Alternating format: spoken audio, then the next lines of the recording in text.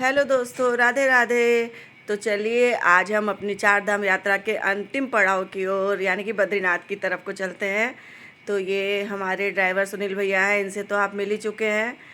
और ये हम लोगों का सामान रख रहे हैं। ये अभी हम लोग सीतापुर में ही हैं क्योंकि केदारनाथ से लौट करके हम लोग सीतापुर में रुके थे और यहाँ से अब बद्रीनाथ के लिए हम लोग निकल रहे हैं। सुबह का समय है, देखिए कितनी अच्छी यहाँ पर धूप निकली हुई है।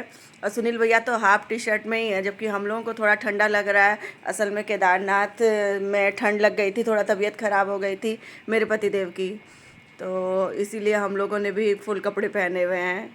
और ये हम लोग यहाँ से अब निकल रहे हैं।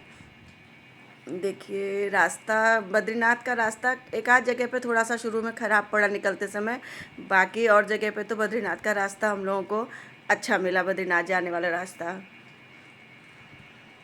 और ये आप बद्रीनाथ की खास रास्ते की खास बात ये देखिए कि यहाँ के पहाड़ कुछ हट कर के हैं। अभी जैसे हम लोग यमुनोत्री, गंगोत्री और केदारनाथ गए थे तो वहाँ के पहाड़ अलग थे, और यहाँ के पहाड़ एकदम नंगे पहाड़ हैं। इनमें पेड़ों की बहुत कमी है, मतलब पूरे पहाड़ पेड़ से भरे हुए नहीं हैं। और बहुत चट्टान जैसे पहाड़ है, खूब ऊँचे ऊँचे पहाड़ हैं और उसमें पेड़ नहीं है बहुत ज़्यादा। सुंदर बहुत लग रहे थे और एकदम हट करके ये दृश्य लग रहा था। ये रास्ता बहुत अच्छा था, ये बद्रीनाथ जाने वाला रास्ता। आप लोग भी देखिए ये पहाड़ कुछ हट के हैं कि नहीं, आप मुझे बताइए। ये देखिए कितना सुंदर सा दृश्य है और रास्ता अच्छा है। नीचे अलकनंदा नदी बह रही है। बस प्राकृतिक सौंदर्य ऐसा है कि आदमी देखता ही रहे इसको। और ये देखिए अलकनंदा नदी अब आधा रास्ता लगभग पार हो गया है और हम लोगों को अब भूख लग रही है। तो हमने अपने ड्राइवर साहब सुनील भैया से कहा कि कहीं कोई रेस्टोरेंट हो तो वहाँ पे रोकिए, कुछ खा पी लिया जाए, फिर आगे की यात्रा शुरू की जाए। नहीं, ये खाने के लिए चार लोग हैं ना। एक और चार, हाँ 4 लोग हैं ना। शुरू करो तुम।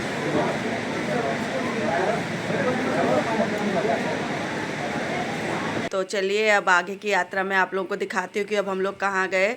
इसके बाद हम लोग जहाँ पहुँचे वो जगह है जोशीमठ, और एक रात हम लोग जोशीमठ में ही रुके। दूसरे दिन फिर हम लोगों ने जोशीमठ से अपनी बद्रीनाथ की यात्रा शुरू करी। जोशीमठ से बद्रीनाथ बहुत दूर नहीं है, 45 किलोमीटर की दूरी पर है। जोशीमठ भी बहुत सुंदर है और यहाँ पर से आपको ना हेमकुंड साहिब की यात्रा करने के लिए सिख भाई बहन भी मिल जाएंगे। तो इसलिए जोशीमठ में अच्छी खासी भीड़ सिख भाई बहनों की भी थी, क्योंकि उनका पवित्र धार्मिक स्थल हेमकुंड साहिब की यात्रा यहीं से शुरू होती है। देखिए यहाँ पे सामने में बोर्ड लगे हुए हैं। और हम लोग यहाँ से निकले बद्रीनाथ की यात्रा में। रास्ते में हम लोगों ने जोशीमठ के वो मकान जिनको मैंने समाचार में देखा था कि जिनमें दरारें आ गई हैं और जिनको सरकार ने खाली करा दिया है, वो सब मकान भी रास्ते में हम लोग देखते हुए गए। बहुत सारे मकान जिनमें क्रॉस लगा हुआ था, वो मकान लोग रह नहीं रहे हैं, खाली कर दिए हैं, क्योंकि वो मकान किसी भी समय गिर सकते हैं। तो इस तरह से इन चीज़ों को देखते हुए हम लोग आगे को बढ़े। और ये हम लोग अब बद्रीनाथ थोड़ी देर में पहुंच ही जाएंगे। सचमुच ये बद्रीनाथ जाने वाले पहाड़ मुझे बहुत अच्छे लगे, हर जगह से एकदम हट करके। क्या आप लोगों को भी लग रहे हैं हट करके? बताइएगा मुझे कमेंट करके। जोशीमठ से बद्रीनाथ बहुत दूर नहीं है, 45 ही किलोमीटर है, लेकिन फिर भी हम लोग ने अपने जो ड्राइवर भैया थे उनसे कह रखा था कि आप आराम आराम से चलिएगा, क्योंकि जो मोड़ पड़ते हैं ना रास्ते में वो एकदम हिला के रख देते हैं। और हम लोगों की पहाड़ों में यात्रा करने की आदत तो है नहीं। हालांकि देखिए यहाँ पे रास्ता बद्रीनाथ जाने वाला कितना अच्छा बना है, ये अभी नया बना है और काफ़ी चौड़ी सड़क है। देखिए बस अभी भैया बता रहे कि हम लोग पहुँचने ही वाले हैं। तो इसके बाद हम लोग बद्रीनाथ भगवान जी के दर्शन करेंगे, तब मैं आपको दिखाती हूँ। ये देखिए हम लोग बद्रीनाथ पहुँच गए। और जब हम लोग यहाँ पहुँचे तो यहाँ बहुत ठंड थी। मुझे तो लग रहा था केदारनाथ में ज़्यादा ठंड होगी, लेकिन हमको केदारनाथ से भी ज़्यादा ठंड बद्रीनाथ में मिली। अब हम लोगों ने ये सोचा है कि इसी समय होटल में अपना सामान रख करके कपड़े बदल के थोड़ा आराम करके भगवान जी के दर्शन करने चले जाएंगे। तो जब हम लोग भगवान जी के दर्शन करने के लिए निकले, देखिए ये शाम का समय है, क्योंकि यहाँ पे बारिश हो गई थी तो ये बर्फ़ भी गिर गई थी। देखिए कितना सुंदर लग रहा है।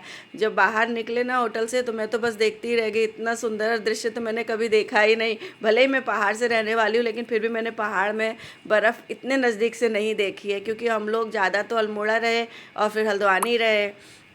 बस देखते ही जाओ ऐसा मन कर रहा था। ये बर्फ़ और ये नीचे तक एकदम पहाड़ों में बादल कितने सुंदर लग रहे हैं।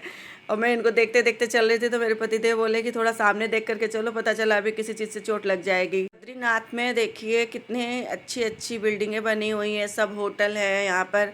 आपको यहाँ पर रहने खाने किसी चीज़ की असुविधा नहीं है। गाड़ी भी एकदम मंदिर के पास तक जाती है, मतलब आपको 1-1.5 किलोमीटर चलना पड़ेगा, लेकिन फिर भी बहुत सुविधाजनक है बद्रीनाथ की यात्रा। अगर आप करना चाहें तो सबसे आरामदायक यात्रा 4 धाम की यात्राओं में बद्रीनाथ की मैं कह सकती हूँ। बद्रीनाथ और गंगोत्री 2 जगह पे है।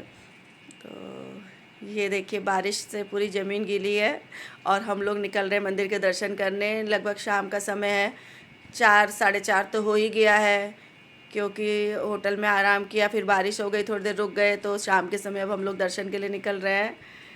और ठंड तो इतनी है कि केदारनाथ की ठंड अब कुछ महसूस ही नहीं हो रही यहाँ पर आकर के। देखिए यहाँ पे आपको दुकानें भी काफ़ी सारी मिल जाएंगी सामानों की। अगर आप अपने साथ शॉल, जैकेट, टोपी लाना भूल गए हैं तो आपको सारी चीज़ें यहाँ पर मिल जाएंगी, आपको बिल्कुल भी असुविधा नहीं होगी यहाँ पर। और ये देखिए यहाँ पर भी कितने सुंदर सुंदर सुंदर दृश्य हैं, बादल, आहा, एकदम देख के मन खुश एकदम। बद्रीनाथ का प्राकृतिक सौंदर्य बहुत अच्छा है, एकदम स्वर्ग के समान लग रहा है। केदारनाथ और बद्रीनाथ दोनों बहुत खूबसूरत है, दोनों की अपनी अपनी अलग अलग खूबसूरती है, दोनों की तुलना नहीं की जा सकती है। और ये देखिए अब हम लोग मंदिर के पास लगभग पहुंचने वाले हैं। जल्दी जल्दी हम लोग भी सोच रहे हैं चले, क्योंकि वहाँ पे काफ़ी लंबी लाइन लगी होगी और लाइन में लगना सबसे बड़ी समस्या है। कितनी देर खड़ा होना पड़ेगा ये कोई नहीं जानता है। यहाँ पर आपको अस्पताल भी है, अगर कोई तकलीफ़ है तो आपको तुरंत इलाज भी मिल जाएगा। और मार्केट काफ़ी अच्छी है, यहाँ पर काफ़ी अच्छी मार्केट है। देखिए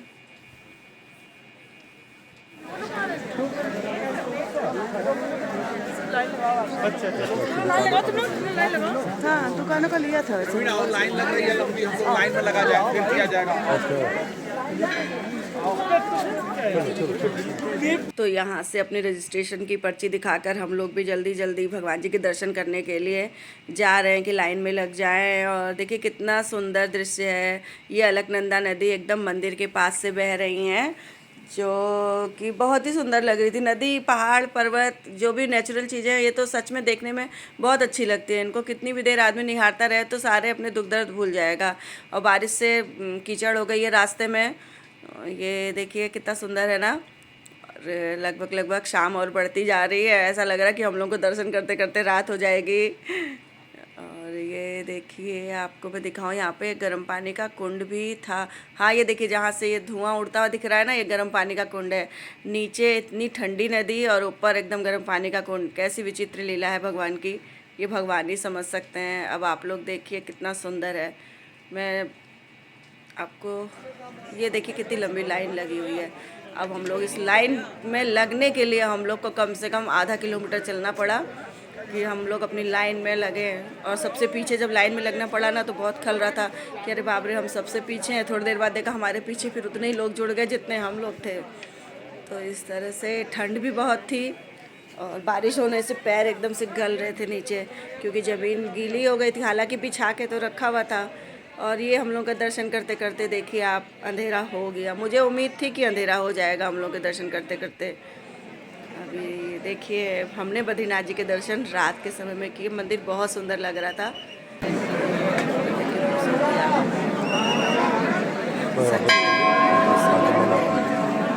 हाँ एक घंटा बड़ा सा आ जाए।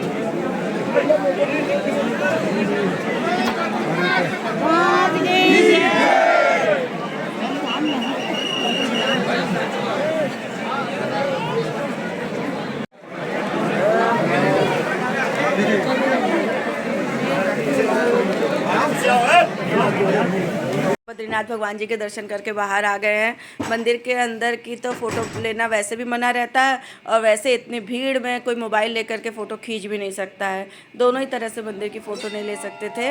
मंदिर परिसर के पीछे की तरफ देखिए कुछ भगवान जी लोगों के और भी मंदिर थे, इनके भी हम लोगों ने दर्शन किए। और इस तरह से बद्रीनाथ के दर्शन करके हम लोग जब बाहर निकले दूसरे रास्ते से, तो हम लोगों ने देखा कि मंदिर के दरवाजे तो बंद हो गए हैं, यानी कि इसके बाद अब कोई मंदिर के दर्शन नहीं कर सकता। हम लोग ने बहुत सही समय से दर्शन कर लिए। और फिर रात में हम लोग अपने रूम में आ गए और बैठ करके हम लोग बातें कर रहे हैं और वही मंदिर की फ़ोटो ये सब चीज़ देख रहे हैं। कैसा लगा आपको मेरा व्लॉग मुझे बताइएगा। अगर अच्छा लगा तो इसको please please please like share करिएगा और कमेंट करिएगा। Thank you.